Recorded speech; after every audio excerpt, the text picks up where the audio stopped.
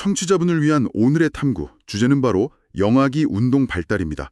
보내주신 측정 및 평가 관련 자료들을 쭉 훑어봤는데요.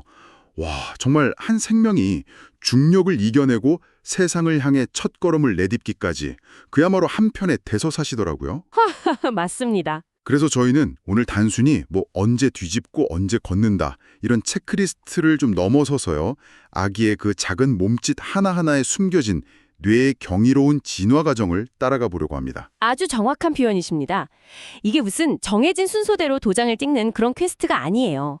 오히려 자기 몸이라는 미지의 대륙을 탐험하는 한 탐험가의 이야기에 가깝죠. 탐험가요? 네. 어떻게 내장된 본능적인 프로그램? 그러니까 반사의 지배에서 벗어나서 자기 의지를 가진 지휘자가 되는가? 그 신경학적인 혁명의 과정을 함께 들여다보는 시간이라고 할 수 있습니다. 좋습니다. 그럼 그 혁명의 첫 단계부터 한번 풀어보죠. 자료를 보면 가장 처음 아기의 움직임은 전신 패턴을 보인다고 나와 있어요. 아, 네. 전신 패턴. 말 그대로 몸 전체가 하나의 덩어리처럼 움직인다는 건데 이게 정확히 어떤 모습인가요? 아주 오래된 로봇을 생각하시면 좀 쉬울 것 같아요.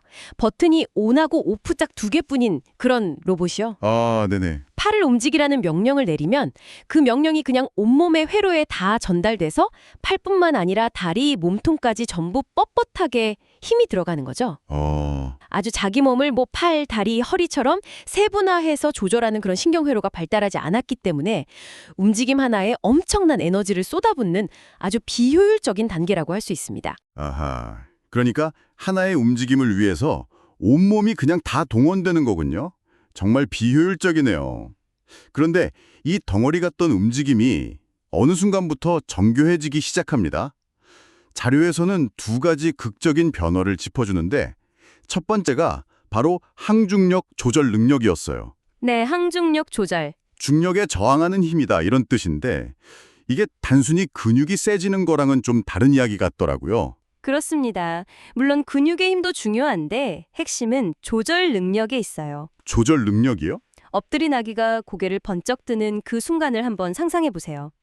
그건 단순히 목 근육이 강해져서가 아니라 뇌가 지금부터 중력의 반대 방향으로 이 근육들을 이만큼의 힘으로 수축시켜서 머리를 들어올려야겠다 하고 계산하고 명령을 내리는 아주 정교한 신경계의 작업이 성공한 첫 순간입니다. 와, 태어나서 처음 마주한 그 거대한 저항, 중력을 상대로 거둔 첫 승리인 셈이죠. 중력을 상대로 거둔 첫 승리라니. 와, 정말 멋진 표현이네요.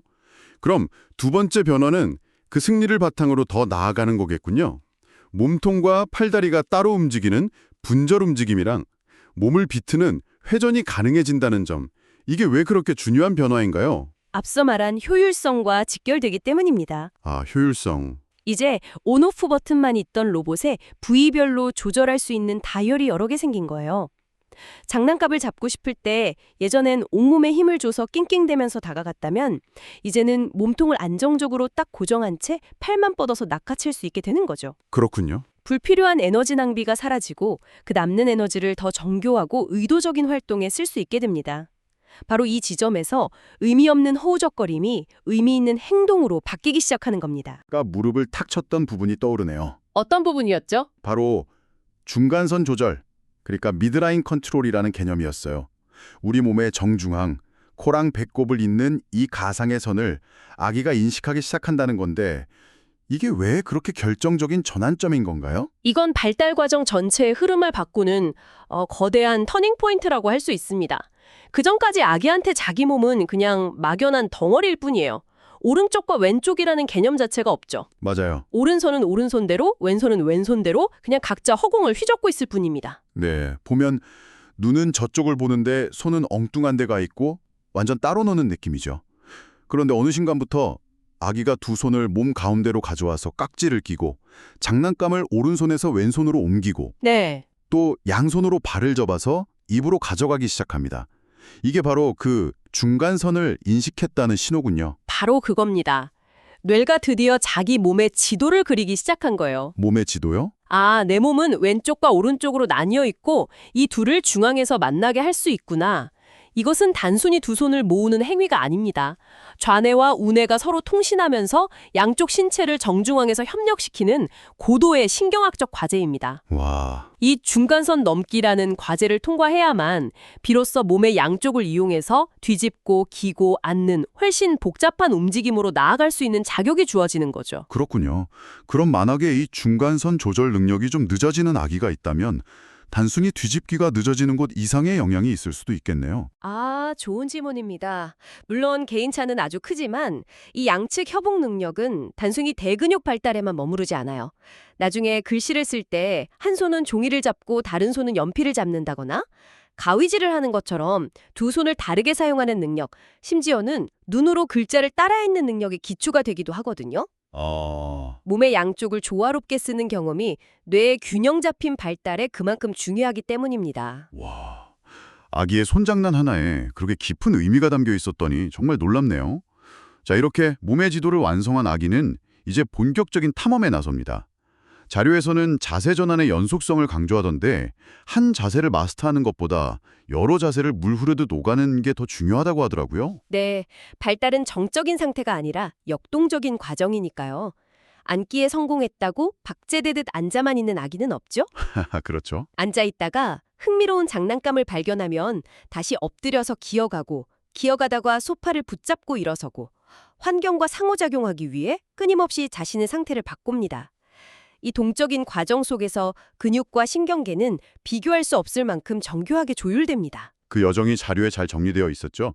보통 엎드린 자세에서 머리를 드는 것부터 시작해서 네, 중간 단계인 옆으로 눕기를 거쳐서 누운 자세에서 엎드리는 뒤집기로 이어지고요. 그러다 스스로 몸을 일으켜 앉고 손과 무릎으로 세상을 누비는 내발기기를 한 뒤에 마침내 두 발로 서고 걷게 되는 그런 대장정이죠. 맞습니다. 그런데 그 과정에서 아주 재미있는 점이 있어요. 뭔가요? 아기들이 점점 더 과감하고 복잡한 움직임을 시도하면서 동시에 넘어지지 않기 위한 안전장치들도 함께 업그레이드 된다는 겁니다. 안전장치요?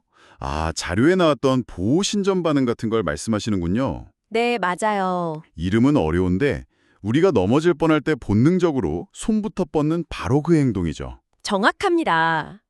그런데 제가 자료를 보면서 흥미로웠던 점은 이 반응이 나타나는 순서였어요. 순서요? 앞으로 넘어질 때 손을 짚는 게 가장 먼저 발달하고 그 다음이 옆, 그리고 뒤로 넘어질 때 손을 짚는 게 가장 나중에 발달한다고 나옵니다.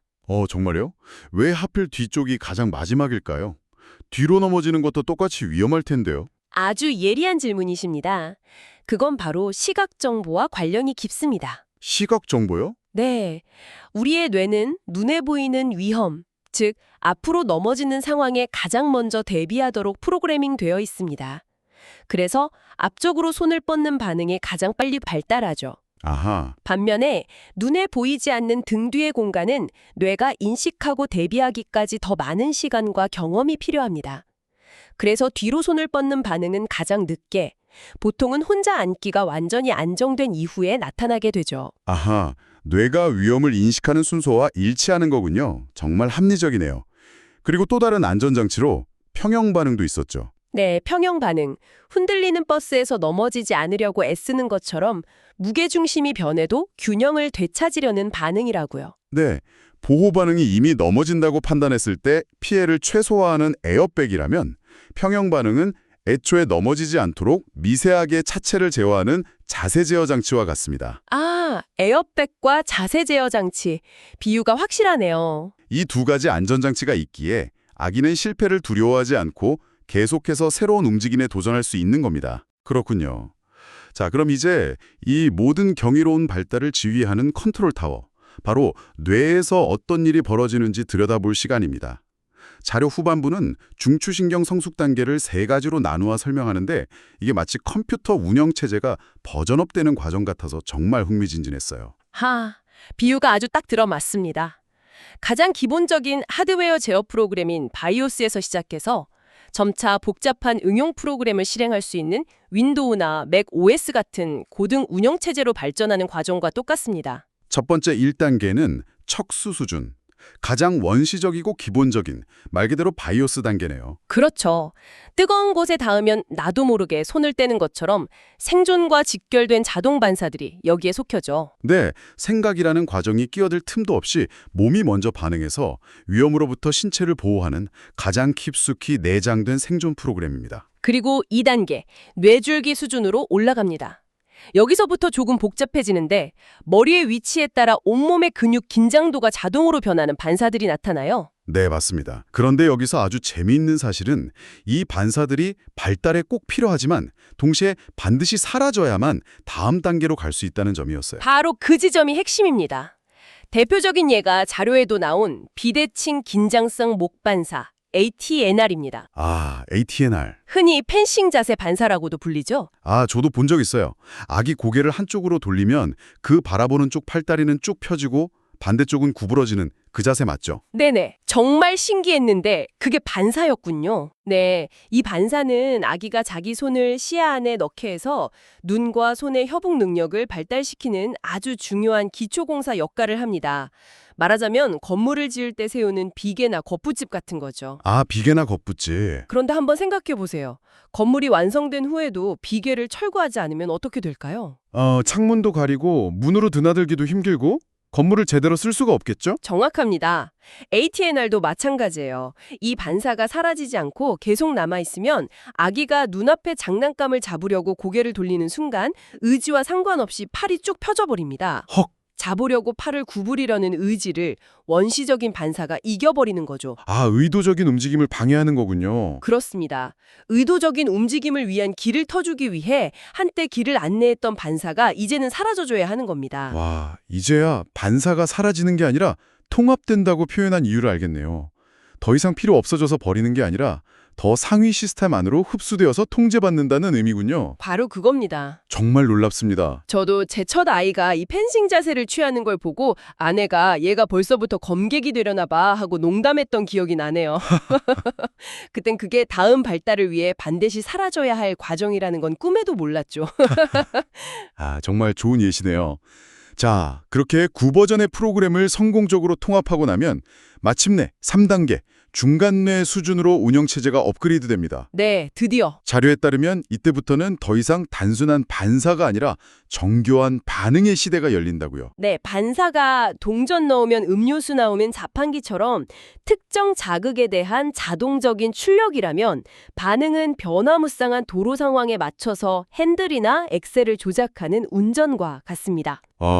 훨씬 더 고차원적인 움직임이죠. 아까 이야기했던 그 중요한 안전장치들, 그러니까 중력에 맞서 몸을 바로 세우는 바로잡기 반응, 네. 균형을 잡는 평형 반응, 넘어질 때 손을 뻗어 자신을 보호하는 보호 편반응, 이 모든 게 다 이 중간뇌의 작품이었군요. 그렇습니다.